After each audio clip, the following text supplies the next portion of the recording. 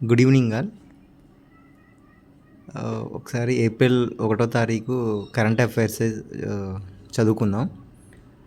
ఈ డేటా అంతా కూడా పెండులం ఎడ్యుకేషన్ నుంచి నేను చదువుకొని కన్వర్ట్ చేసుకొని మీకు చెప్పడం జరుగుతుంది. అంతర్జాతీయ వార్తలకు వచ్చేసరికి గ్యాబ్రియల్ బోరిక్ పాంట్ 5 రోజులు భారత పర్యటన 2025 ఏప్రిల్ 1న ప్రారంభమైంది. గ్యాబ్రియల్ బోరిక్ పాంట్ చిలీ అధ్యక్షుడిగా ఆయన భారతదేశానికి ఇది తొలి పర్యటన. భారత్ చిలీ సంబంధాలను చర్చించడానికి ఆయన ప్రధాని మోదీతో సమావేశం అవుతున్నారు. ఆయన అధ్యక్షురాలు ద్రౌపది ముర్ముతో కూడా సమావేశం అవుతున్నారు. మనకి ద్రౌపది ముర్ము వచ్చి ఆఫీస్ ఇన్కాంబినెంట్ వచ్చి 2022 జూలై 25న ఆమె రాష్ట్రపతిగా బాధ్యతలు స్వీకరించారు. అధ్యక్షుడు బోరిక్ గౌరవార్థం అధ్యక్షుడు ముర్ము విందు ఏర్పాటు చేస్తారు. తన పర్యటన సందర్భంగా అధ్యక్షుడు బోరిక్ ఆగ్రా, ముంబై, బెంగళూరుకు వెళ్తారు. ఏప్రిల్ 5న తిరిగి చిలీకి వెళ్ళడం జరుగుతుంది. నెదర్లాండ్స్ విదేశాంగ మంత్రి కాస్పర్ వెల్డ్ క్యాంప్ న్యూఢిల్లీ చేరుకున్నారు. ఆయన 2 రోజులు భారత పర్యటనలో ఉన్నారు. ఇది ఆయన భారతదేశానికి మొదటి అధికారిక పర్యటన. ఆయన పర్యటన భారతదేశం మరియు నెదర్లాండ్స్ మధ్య సంబంధాన్ని బలోపేతం చేయడం లక్ష్యంగా పెట్టుకుంది.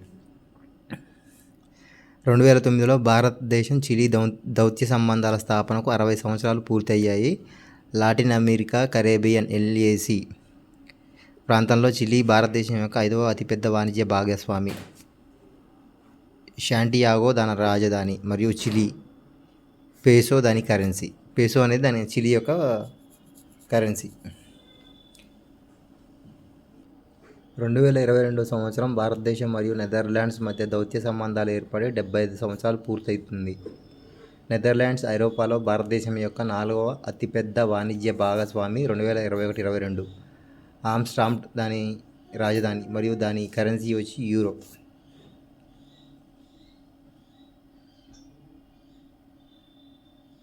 నెదర్లాండ్స్ యొక్క రాజధాని వచ్చి ఆమ్స్టర్డామ్, దాని యొక్క కరెన్సీ వచ్చి యూరో. ఇంపార్టెంట్ డేస్ వచ్చి 62వ జాతీయ సముద్ర దినోత్సవం మరియు మర్చెంట్ నేవీ వీక్ను మహారాష్ట్ర గవర్నర్ CP రాధాకృష్ణ ప్రారంభించారు. ఈయన CP రాధాకృష్ణ వచ్చి 24th గవర్నర్ ఆఫ్ మహారాష్ట్ర. ఈయనకు ముందల రమేష్ బైస్ అనేటటువంటి ఆయన మహారాష్ట్రకి గవర్నర్గా ఉన్నారు. ఈ CP రాధాకృష్ణ అనేటైన తెలంగాణ స్టేట్కి 23/2024 నుంచి 30/7/2024 వరకు గవర్నర్గా వర్క్ చేశారు. ఈయనకి ముందు తమిళసై సౌందరరాజన్ ఆమె మన తెలంగాణ గవర్నర్గా ఉన్నారు. తర్వాత ఇప్పుడు వచ్చి జిష్ణుదేవ వర్మ వర్క్ చేస్తున్నారు. దేశంలో ఓడరేవుల ఆధునీకరణ అవసరాన్ని కూడా ఆయన హైలైట్ చేశారు. వికసిత్ భారత్ సాధించడంలో సముద్ర రంగం పాత్రను ఆయన నొక్కి చెప్పారు. Shipping director general Shyam Jagannathan గవర్నర్కు జ్ఞాపిక మరియు కాఫీ టేబుల్ బుక్ను అందజేశారు CP రాధాకృష్ణకి. అసలు మనకి ఖండాంతర వాణిజ్యం మరియు ప్రపంచవ్యాప్త ఆర్థిక వ్యవస్థకు మద్దతు గురించి అవగాహన కల్పించడానికి ప్రతి సంవత్సరం ఏప్రిల్ 5న జాతీయ సముద్ర దినోత్సవాన్ని జరుపుకుంటారు. ఈ దినోత్సవాన్ని మొదటిసారిగా ఏప్రిల్ 5, 1964లో జరుపుకున్నారు. థీమ్ వచ్చి ఇంకా అనౌన్స్మెంట్ అయితే చేయలేదు. అసలు ఇది ఎవరి జ్ఞాపకార్థం జరుపుకుంటారంటే 1919లో ముంబై టు లండన్ మొదట భారతీయ యాజమాన్యపు ఓడ అయిన SS లాయల్టీ చారిత్రాత్మక ప్రయాణం గురించి ఆయన జ్ఞాపకార్థం ఈ సముద్ర దినోత్సవాన్ని ప్రతి సంవత్సరం ఏప్రిల్ 5న జరుపుకుంటారు. ఇదే ఏప్రిల్ 5న వచ్చి బాబు జగజ్జీవన్ రావు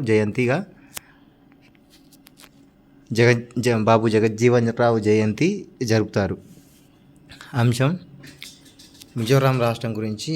అంశం ఏప్రిల్ 1వ తారీఖు మిజోరాంలోని ఐజ్వాల్లో హట్లాంగ్ పుయ్ క్లీన్లెస్ డ్రైవ్ ప్రారంభించబడింది. హట్లాంగ్ పుయ్ అనేది పట్టణాభివృద్ధి, పేదరిక నిర్మూలన విభాగం. Aizawl municipal corporation AMC, central young Mizo association CYMA ఆధ్వర్యంలో ఏడాది పొడవునా నిర్వహించబడుతున్న డ్రైవ్.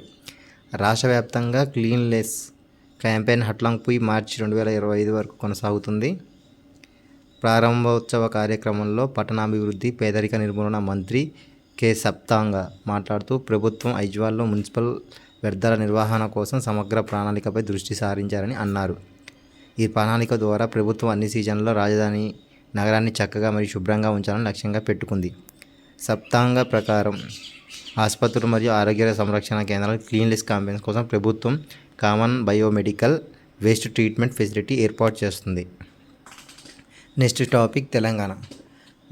రేషన్ దుకాణాల ద్వారా ఉచితంగా సన్నబియ్యం అందించే కార్యక్రమాన్ని తెలంగాణ ప్రభుత్వం ప్రవేశపెట్టింది. ఉగాది పండుగ సందర్భంగా సూర్యాపేట జిల్లా హుజూర్నగర్లో ముఖ్యమంత్రి రేవంత్ రెడ్డి ఈ కార్యక్రమాన్ని అధికారికంగా ప్రారంభించారు. గౌరవప్రదంగా ఆహార భద్రతకు హామీ ఇవ్వడం ఈ పథకం యొక్క లక్ష్యం. భారతదేశంలో ఈ రకమైన కార్యక్రమం ఇదే మొదటిది. ఉచితంగా సన్నబియ్యం అందించే భారతదేశంలో ఇదే మొదటి పథకం. ఈ పథకం కింద అర్హత కలిగిన రేషన్ కార్డుదారులు ప్రతి నెల వ్యక్తికి 6 కిలోల సన్నబియ్యాన్ని ఉచితంగా అందిస్తారు. రాష్ట్ర జనాభాలో దాదాపు 3 కోట్ల మంది 85% ఈ పథకం ద్వారా ప్రయోజనం పొందుతారు. పేదలు నాసిరకం బియ్యం తినే రోజులు ముగిశాయని ముఖ్యమంత్రి అన్నారు. గతంలో అందించిన ముతక బియ్యాన్ని తరచుగా గ్రహీతలు తిరస్కరించాయి. ఇది విస్తృతంగా దుర్వినియోగానికి దారితీసింది. మనకి ఇది ఉగాది పండుగను స్టార్ట్ చేశారు కాబట్టి అర్ధ సంవత్సరం ప్రారంభం. దీనిని ఆంధ్రప్రదేశ్, తెలంగాణ, కర్ణాటక, తమిళనాడులో జరుపుకుంటారు ఉగాది పండుగ. నెక్స్ట్ అంశం స్పోర్ట్స్. బీహార్లోని రాజ్గిర్ ఆగస్టులో హీరో ఆసియా కప్ హాకీ 2025కు ఆతిథ్యం ఇవ్వనుంది.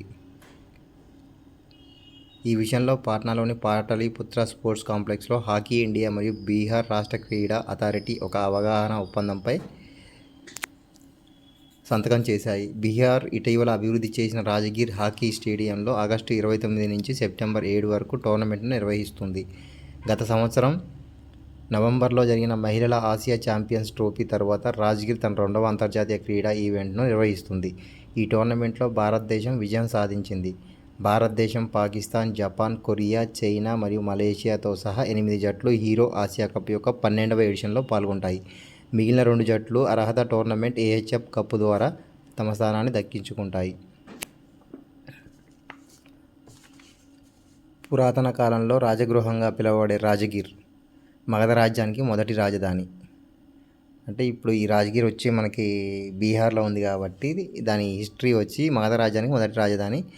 రాజగిర్ అనేది బౌద్ధ మతం మరియు జైన మతానికి ముఖ్య కేంద్రంగా ఉండేది. గౌతమ బుద్ధుడు మరియు మహావీరుడితో సంబంధం కలిగి ఉంది.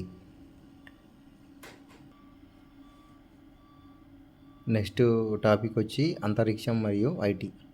క్రిప్టో పెట్టుబడిదారి నేతృత్వంలోని స్పేస్ ఎక్స్ ఫార్మ్ 2 మిషన్ తెలియని కక్షకు బయలుదేరింది. మార్చి 31న బిలియనియర్ ఎలన్ మస్క్ నేతృత్వంలో స్పేస్ ఎక్స్ ప్రత్యేకమైన ఫార్మ్ 2 మిషన్ ప్రారంభించడం ద్వారా అంతరిక్ష ప్రయాణానికి ఒక చారిత్రాత్మక మైలురాయిని సాధించింది. ఈ మిషన్ భూమిని ఒక ధ్రువం నుండి మరొక ధ్రువానికి కక్షంలోకి తీసుకెళ్తుంది మరియు 4 ప్రైవేటు వ్యోమగాములను ఇంతకుముందు ఎవరూ వెళ్ళని ప్రదేశానికి పంపారు. ఫాల్కన్ 9 రాకెట్ ప్రయోగించిన ఫార్మ్ 2 మిషన్ 4 వ్యోమగాములను మొదటిసారి ధ్రువ కక్షలోకి తీసుకెళ్లడానికి స్పేస్ ఎక్స్ యొక్క క్రూ డ్రాగన్ క్యాప్సూల్ రెసిస్టెన్స్ కూడా ఉపయోగిస్తుంది. గత సంవత్సరం చివరిలో ప్రారంభంలో ప్రణాళిక చేయబడిన ఫార్మ్ 2 ప్రయోగం ఫ్లోరిడాలోని నాసా యొక్క కెనడీ స్పేస్ సెంటర్ నుండి జరిగింది.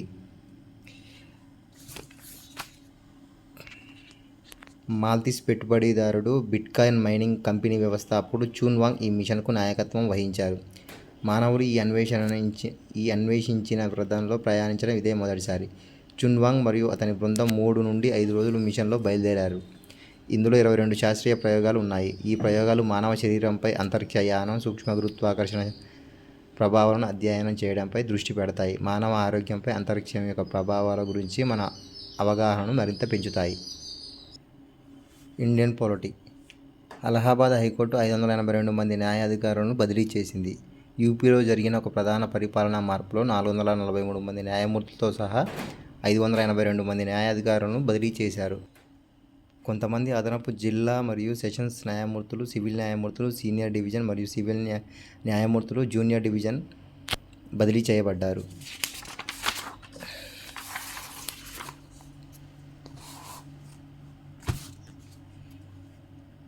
అత్యధిక సంఖ్యలో బదిలీలు కాన్పూర్ నుండి 13 మంది న్యాయమూర్తులు బదిలీ చేయబడ్డారు. తర్వాత అలీగర్ 11 మంది న్యాయమూర్తులు మరియు బరేలీ 5 మంది న్యాయమూర్తులు బదిలీ చేయడం జరిగింది. భారత రాజ్యాంగంలో ఆర్టికల్ 235 ప్రకారం రాష్ట్రాలలో జిల్లా మరియు సబార్డినేట్ వ్యవస్థపై పరిపాలనా నియంత్రణ సంబంధిత హైకోర్టుకు ఉంటుంది.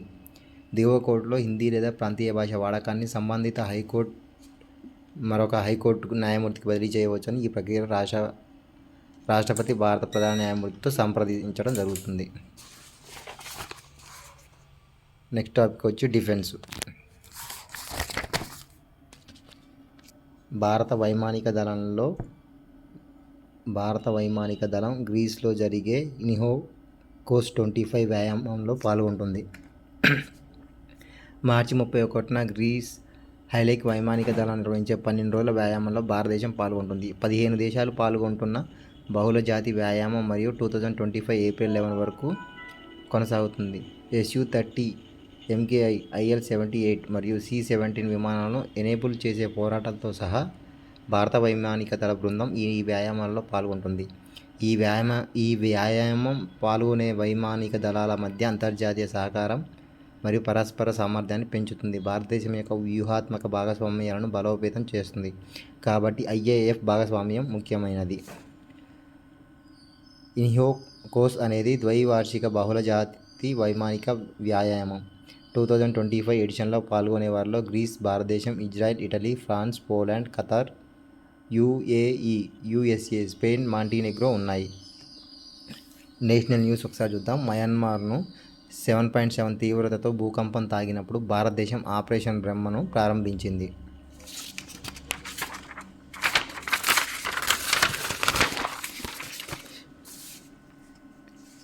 మార్చి 28న మయన్మార్ మరియు థాయిలాండ్ను తాకిన వినాశకరమైన భూకంపానికి ప్రతిస్పందనగా సహాయ చర్యలకు మద్దతుగా భారత ప్రభుత్వం ఆపరేషన్ బ్రహ్మను ప్రారంభించింది. భారత సైన్యం యొక్క 50I పారా బ్రిగేడ్ నుండి ఒక ప్రత్యేక రెస్క్యూ యూనిట్ను మయన్మార్కు వేగంగా తరలించడం జరిగింది. మహిళలు, పిల్లలు, సంరక్షణ సేవలు మరియు 60 టన్నుల సహాయ సామాగ్రితో 118 మంది సభ్యుల ఇండియన్ ఆర్మీ ఫీల్డ్ హాస్పిటల్ యూనిట్తో 2 C-17 విమానాలు మయన్మార్లో దిగాయి. ఆపరేషన్ బ్రహ్మ కింద మయన్మార్లో ఉహ్లాతిన్ ఆశ్రమంలో చిక్కుకున్న 170 మంది సన్యాసులను తరలించడం ద్వారా NDRF బృందాలు సహాయ చర్యను ప్రారంభించాయి. స్కై విల్లాకు కూడా సహాయక చర్యలు విస్తరించాయి. ప్రాథమిక సౌకర్యాలు లేకుండా 2000 మంది గాయపడని సన్యాసులకు సహాయ సామాగ్రిని పంపిణీ చేయబడ్డాయి. మానవతా సహాయం మరియు విపత్తు ఉపశమనం HADR ప్రతిస్పందనలో భాగంగా భారత నావికాదళ సావిత్రి, సత్పురా, INS కార్ముక్ మరియు LCU-52 కూడా యాంగోన్కు సహాయ సామాగ్రిని రవాణా చేస్తున్నాయి. భారతదేశం మరియు మయన్మార్ 1643 కిలోమీటర్ల సరిహద్దును పంచుకుంటున్నాయి మరియు చారిత్రక వ్యూహాత్మక సంబంధాలను కలిగి ఉన్నాయి. International news. పాకిస్తాన్ ప్రభుత్వం ఆఫ్ఘన్ శరణార్థులను అరెస్టు చేసి బహిష్కరించాలని ఆదేశించింది. పాకిస్తాన్ ప్రభుత్వం ఆఫ్ఘన్ సిటిజన్ కార్డ్ ACC హోల్డర్లు దేశం విడిచి వెళ్ళడానికి ప్రభుత్వం విధించిన గడువు ముగియడంతో వేలాది మంది శరణార్థులను అరెస్టు చేసి పంపాలని చట్ట అమలు సంస్థలను ఆదేశించింది.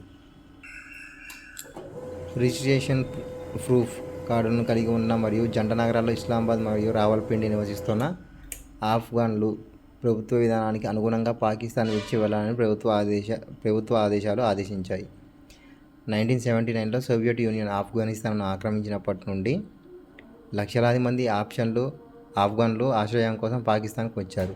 2021లో తాలిబాన్ ఆఫ్ఘనిస్తాన్ స్వాధీనం చేసుకున్న తర్వాత మరింత మంది ఆఫ్ఘన్లు పొరుగు దేశాలకు పారిపోయారు.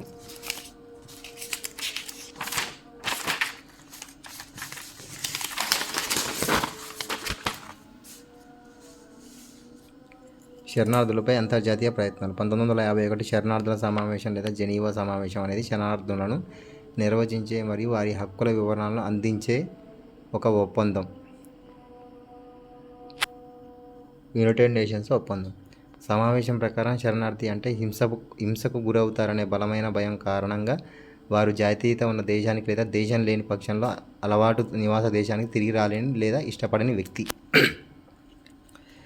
UNHCR సమావేశం యొక్క సంరక్షకుడిగా పనిచేస్తుంది. భారతదేశం జెనీవా సమావేశం లేదా దాని 1967 ప్రోటోకాల్లో పార్టీ కాదు. ప్రభుత్వ పథకాలు మరియు చొరవలు. ఆర్థిక మంత్రి నిర్మలా సీతారామన్ న్యూఢిల్లీలో నీతి ఎన్కేర్ స్టేట్స్ ఎకానమిక్ ఫోరం పోర్టల్ను ప్రారంభించారు. National council of applied economic research NCAER NITI Aayog సహకారంతో ఈ పోర్టల్ అభివృద్ధి చేసింది. NCAER states economic forum portal అనేది 1991 నుండి 2022-23 వరకు దాదాపు 30 సంవత్సరాల కాలానికి సామాజిక, ఆర్థిక మరియు ఆర్థిక పారామితులు, పరిశోధన నివేదికలు, పత్రాలు, రాష్ట్ర ఆర్థిక అంశాలపై నిపుణుల వ్యాఖ్యానాలపై డేటా యొక్క సమగ్ర రిపాజిటరీ. పోర్టల్లో 4 భాగాలు ఉన్నాయి. రాష్ట్ర నివేదికలు, డేటా రిపోజిటరీ, రాష్ట్ర ఆర్థిక మరియు ఆర్థిక డాష్బోర్డ్.